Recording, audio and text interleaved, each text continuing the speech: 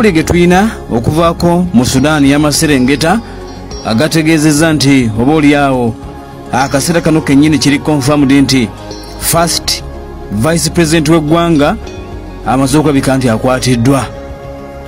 Mawulire agaliwo Dr. Riek Machar akaseera kano bamaze okulabika nti bamukwata. Okusinza ku mawulire ge tulina okuva munda mu ggwanga erya Sudaani y'Amaserengeta, Dr. Riek Tendagon Machar bamaze okulabika nti bamukutte wakati mu mbeera y'obunkenke nnyonyini ddala eyongera okulabika nti erabwako munda mu ggwanga eritibwa erya Sudaani y'Amaserengeta. Embeera nga bwetambula amulega akakasizza nti badde convoy.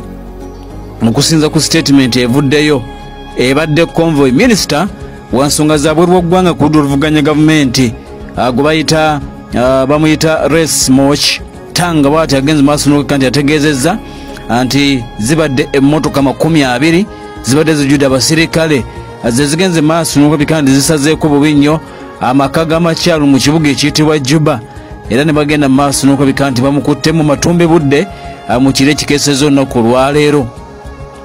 Kati okusinza ku bitugenda maaso n'okulabika nti booliawo tulaba abali ku sayidi ya Riek Machar bavumiridde byansusso nnyo ebigenze maaso n'okulabika nti booliawo bikoleddwa.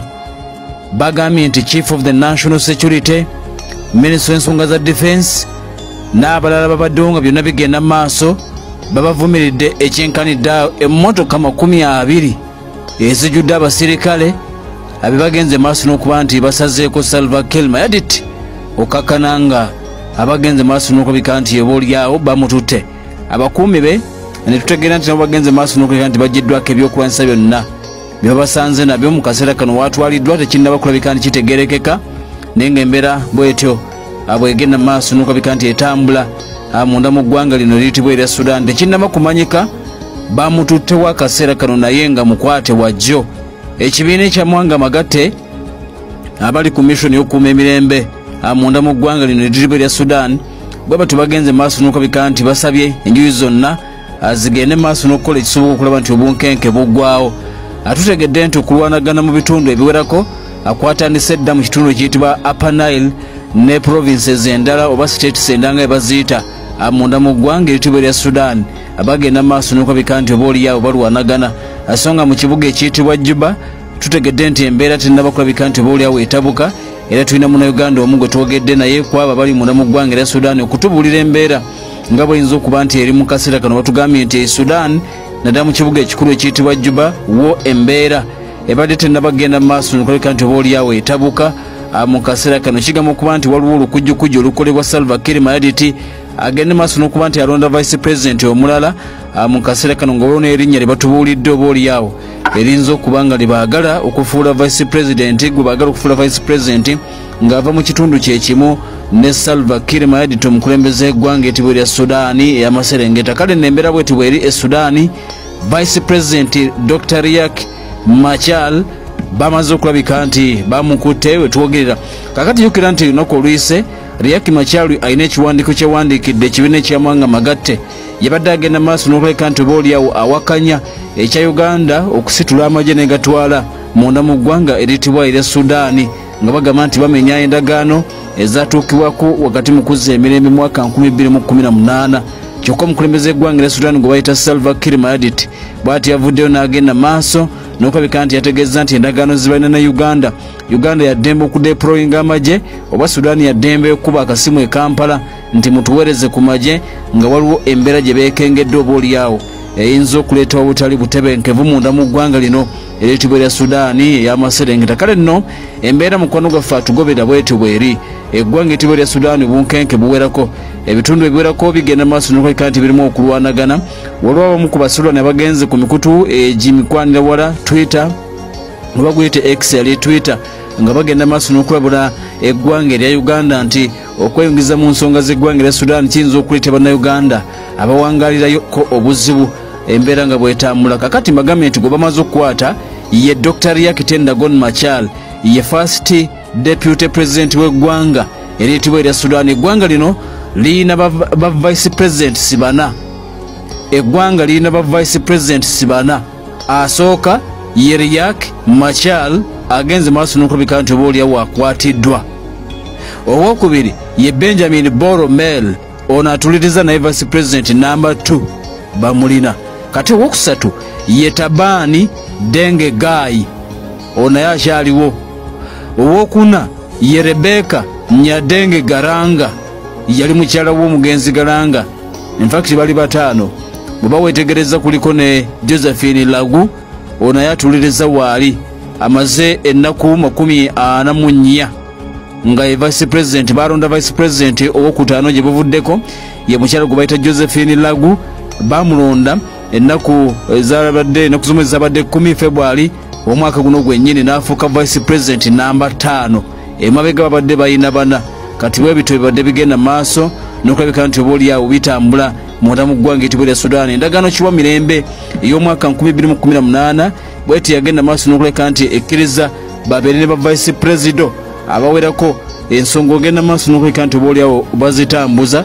Kati mu kaseera kano Vice President namba 1 gwe bayita Riek Machar, basajja bamaze okulabika nti bamukwata. Kyokka mu kumukwata tetunnaba kumanya ab'eggwanga lye ery'abanuwere oba banuwere bagenda kuzzaako ki.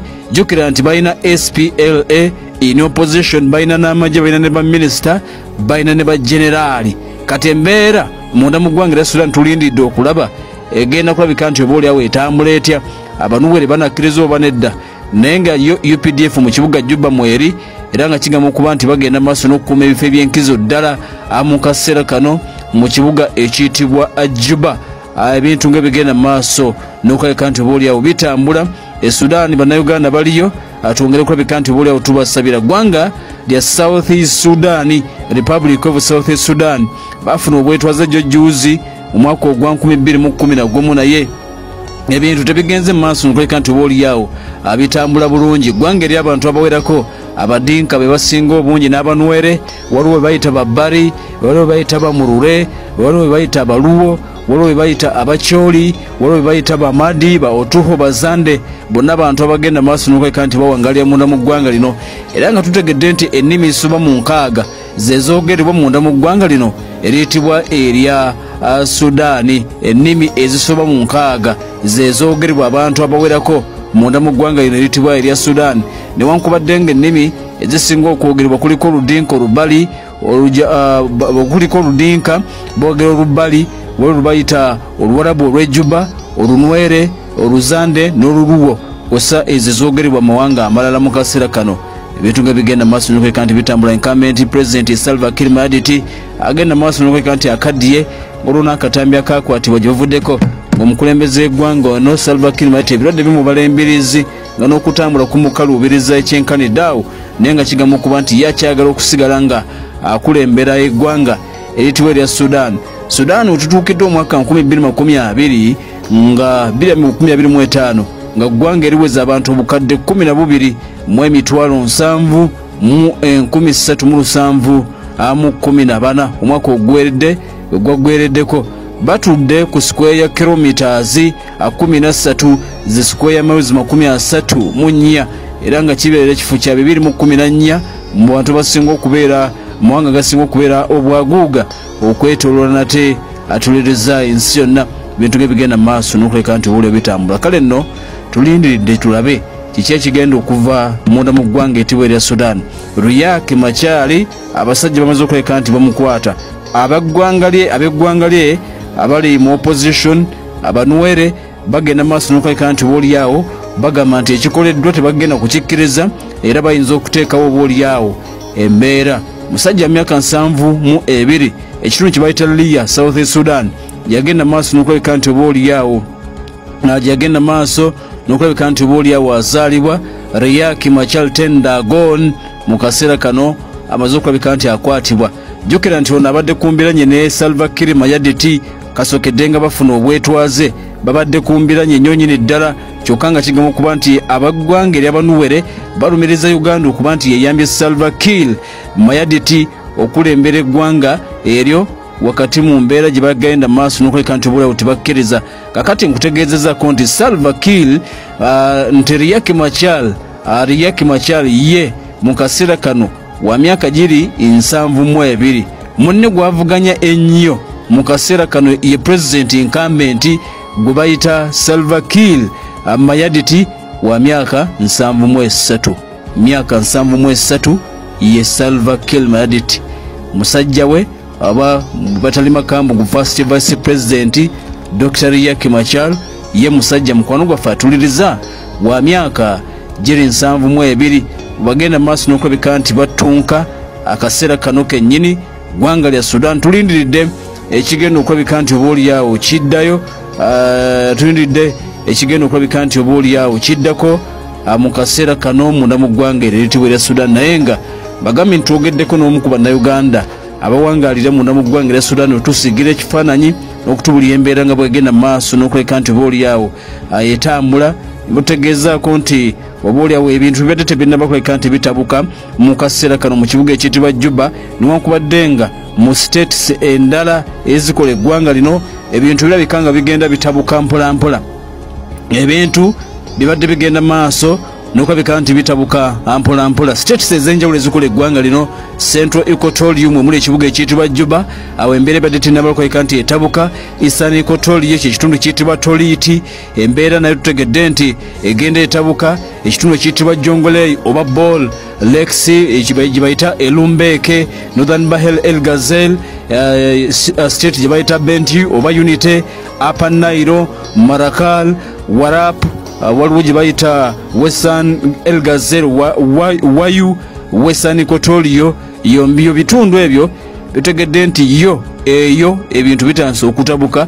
Newa ne Juba nti so far so good, ebintu badde tebinaba kugenda maaso n'okulabika nti obaolyawo bitabuka. Kakati ngenda kuwa omu ku bannayuganda wano ku lukumu lw'essimu oli byatubuulidde ku mbeera nga bwegenda maaso n'okuleka nti etambula wano Juba. Wabali tugoberera okusooka. Yes, sir. Oli mu kibuga Juba? Yes, right now ndi mu kibuga Juba. Wakati wennyini nga ku Uganda Embassy wennyini, kuba just ndi wano era Uganda Embassy ndi wali kumpi. Oba ogirengera? Sina kugirengera, njiri kumpi opposite buildings. Kakati kwegamba gwe wasalawo okukolera kumpi ne Embassy woonaddukira amangu. Mwekiri ate Embassy ate kumpi na airport. Oh, then ekirala. Yes, sir. Nga bw'oli kumpi ne Uganda Embassy. Yes, sir. Security yaawo eryetya kati amagye gaffe weegali? Sebo.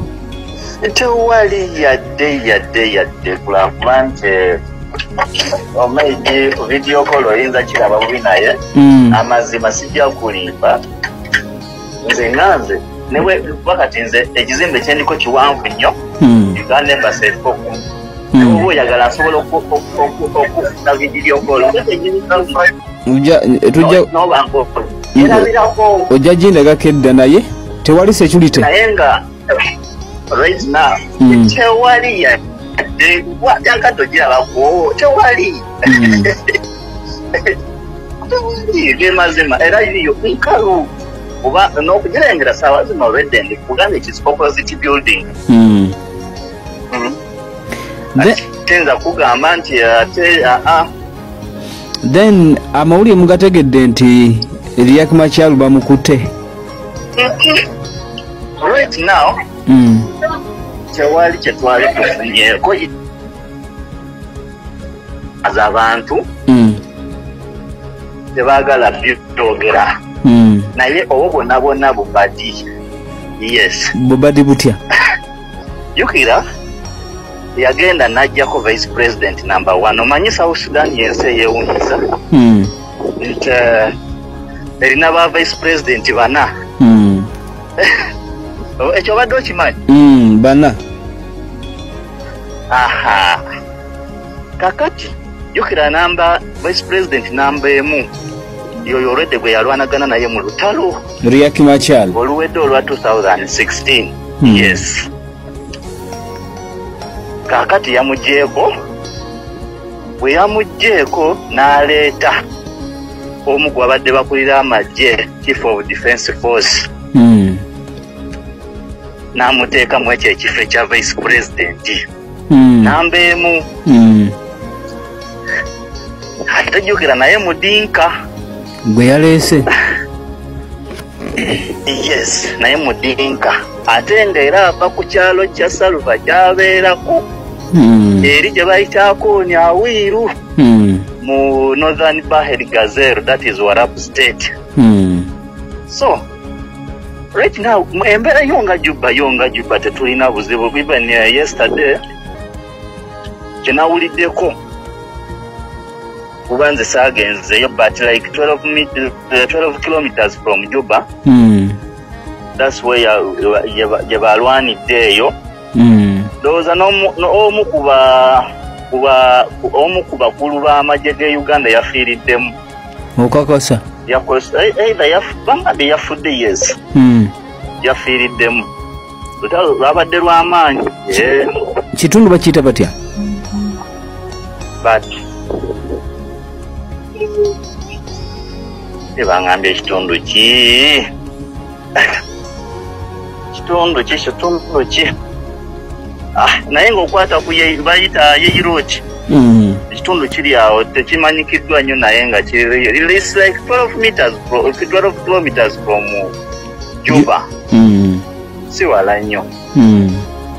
Ndowooza babadde bava eri nga baagala kuyingira Juba batandika obuvuyo, naye ate ne babalemesa okuyingira. Ne basanga UPDF. Ne basooka beefumita. Ndowooza basanze UPDF awo ne balyoka bageefumita. Yes, sir. Naye nga sijja kulimba ne Uganda Embassy buzibu, balina mu kutambuza mirimu gyabwe. Ne mu kibuga Juba Bannayuganda tebannafuna buzibu bwonna. Sinawulirako munnayuganda yenna nti yafunye obuzibu. Kuba nze gwolaba ndina muzeeyi wano ku Uganda Embassy wennyini mukwano gwange, almost during lunch time awo tutula ffenna ne twogeramuko, egamba ava waali we tulire kaŋŋambe waalire ekyemisana. Ne tujja ne tutuulatulamukawo ne tunyumya, naye era akugamba twali buzibu bujoso yayinza okugamba balwanira eyo mabbali. But Juba, maybe those people out of Juba. Okay. Gye balwana kati ng'e Smart Nasiri. Eyo babadde balwanagana kati bakyalwanagana. Upper State ye reside ki? Upper State, that is Upper State ye gye bayita Warab State, eri ng'onootera otuuka ng'onootera otuuka Sudaani. Kitundu kiri between ku nsalosalo kaŋŋambe ensalosalo za Sudaani ne South Sudaani. Yes, side zeeyo. Okay. Yes, ewa. Kale sibo. Kale omukugu wange. Tweyanza tu update eyo. Kale sewo. Katubasabire Juba asigale nga mutebenkevu. Kati olaba mukulu mukugu. Okusinziira ku mbeera right now bano abasajja wano Juba tebakyasobola kulwanagana. Lwaki? Abasajja abasinga bakoze, Abasudani bennyini bakoze investment. Before baali balwanagana nga bagamba even if nwe tuba tulwanaganye ebintu ebirimu bya foreigners, but now they have invested a lot. Tegera. Kati okulwanagana balaba ate nga kijja kubazza emabega. Ye challenge eriwo kati omusula yagala n'agamba bajje bakube ekizimbe kyange bako business zononeka. Kati balina okukola ekisoboka kyonna. Kavidio twakalabyeko Salva ke yakoze. Kabadde kagamba ki? Ngagamba ffe okusinziira ku agreement gye twakola ne Uganda government, we tuba twetaaga obuyambi bw'amagye gonna gajja kujja, naye nga tewali kuzanyira mu kibuga Juba. Ojja kanoonya kali ku TikTok, almost yayogeredde nga saawa nga nnamba. Ngagamba nti amagye ga Uganda galina okujja gataase. Go gajja beerawo nanti kati boge beesiga kati saawa zino era ne wabeerawo kacyankalono konna nga muhoza aweereza.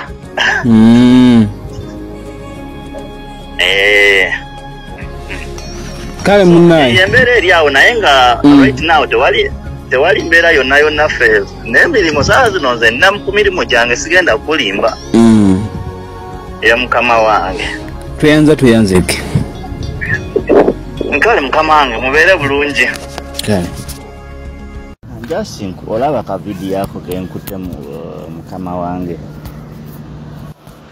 oyijo Uganda Embassy bwolabawo obuzibu bwonna yeeyo tewali abantu bakola mirimu gyabwe nyaba tewali buzibu bwonna bwonga bwo abantu olaba bakola emirimu gyabwe omukugulukungo noho eggulire okunoonyereza n'emboozi enkambwe omukugulukungo noho waka kuwaka